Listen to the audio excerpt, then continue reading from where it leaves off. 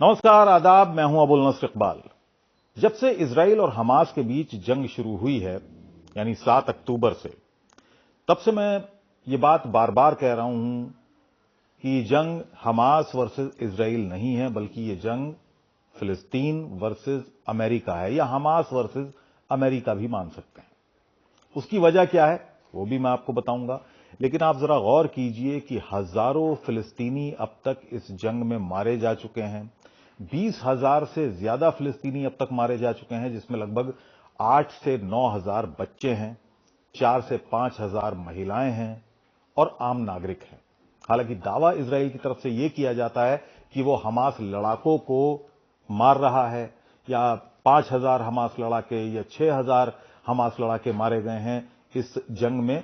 लेकिन ये सारे दावे दोस्तों झूठे हैं, क्योंकि किसी ने कोई गिनती वहां पर जाकर नहीं की है कि कितने हमास के लड़ाके वहां पर मारे गए, या कितने आम नागरिक या आम महिलाएं या आम बच्चे वहां पर मारे गए। अब मैं आता हूं अमेरिका पर। मैं ये बात क्यों कह रहा हूं कि ये अमेरिका युद्ध लड़ रहा है हमास के खिलाफ या फिलिस्तीन के खिलाफ? उसकी वजह है, जिस दिन से ये जंग शुरू हुई तब से लेकर अभी तक आप अमेरिकी राष्ट्रपति या अमेरिकी अधिकारियों के बयान उठाकर देख लीजिए, चाहे वो बयान व्हाइट हाउस से दिए गए हों, या वो बयान इजराइल में आकर दिए गए हों, या वो बयान यूएनओ में दिए गए हों। एक बात सब में कॉमन है, और इजरायली अधिकारी आते हैं, कैमरों के सामने आते हैं, राष्ट्रपति आते हैं और वो कहते हैं कि इजराइल को अपनी आत्मरक्षा का अधिकार है। हर मुल्क को अपनी आत्मरक्षा का अधिकार है, लेकिन कभी क्या आपने सुना है किसी इजरायली अमेरिकी अधिकारी के जबान से या अमेरिकी राष्ट्रपति की जबान से कि उन्होंने कहा हो कि फिलिस्तीनियों को भी अपनी आत्मरक्षा का अधिकार है? आपने कभी नहीं सुना होगा। दूसरी बात, इतने लोगों के मारे जाने के बावजूद अमेरिका की तरफ से बयान तो आता है कि वो फिलिस्तीनी अधिकारों के साथ हैं, या फिलिस्तीनी एक अलग फिलिस्तीनी नेशन के साथ हैं। वो इजराइल से बार बार ये कहते हैं कि नागरिकों की जान का नुकसान ना हो, लेकिन इजराइल नहीं सुनता है। वो लगातार बम्बार्डमेंट कर रहा है। लगभग 1 लाख बम गाजा पट्टी में अब तक मारे जा चुके हैं।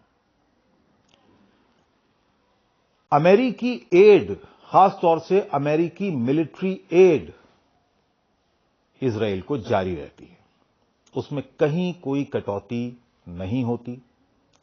रुपयों से, डॉलर से जो मदद की जाती है वो बदस्तूर जारी है।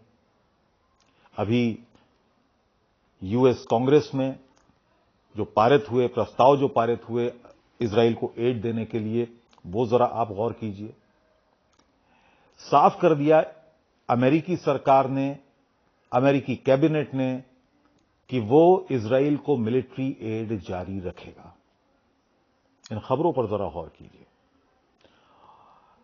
और सबसे खास बात, अमेरिका बार बार ये जताने की कोशिश करता है कि वो फिलिस्तीनी अधिकारों के भी साथ है। अभी हाल ही में आपने सुना होगा कि उसने जो वेस्ट बैंक में जो इजरायली आतंकी हैं, जिनको सेटलर्स कहा जाता है, उनका आतंक कितना बढ़ गया, क्योंकि वो हथियारबंद हैं। बाकायदा इजराइल ने उनको तैनात ही इसलिए किया है कि वहां से फिलिस्तीनियों का सफाया किया जाए और अपनी बस्तियां बसाई जाएं।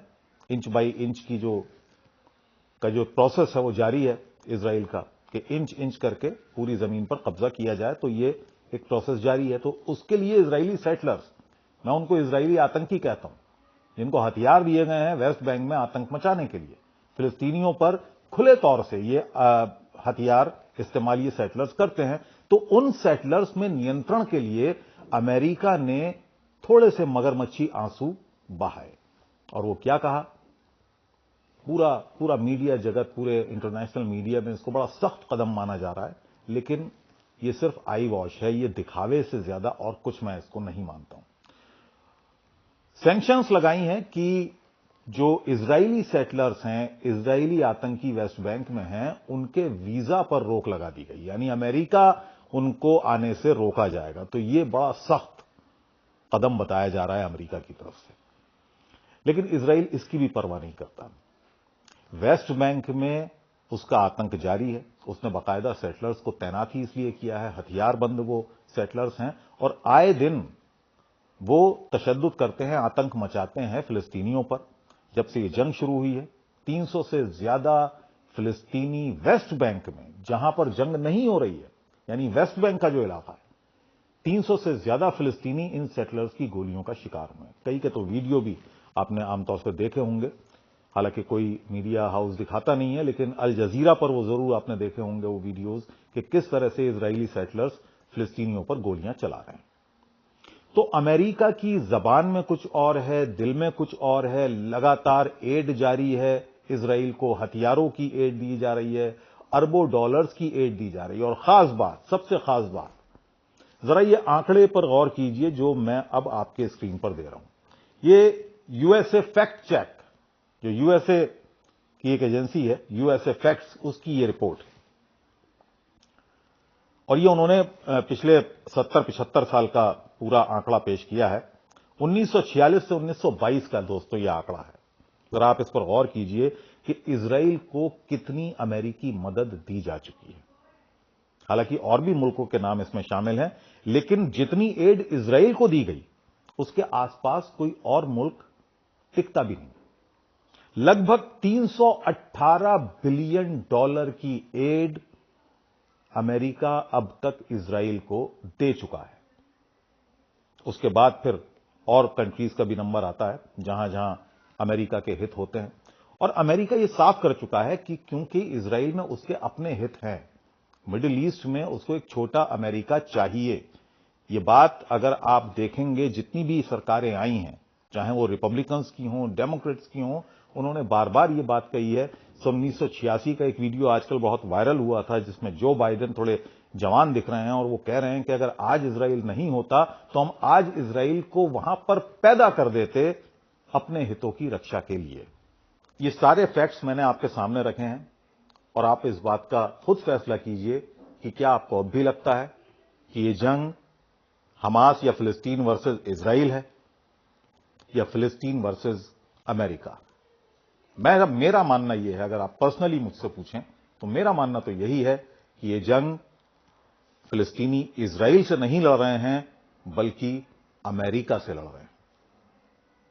इस वीडियो में आज इतना ही। अगले वीडियो में आपसे फिर मुलाकात होगी, तब तक के लिए इजाजत दीजिए।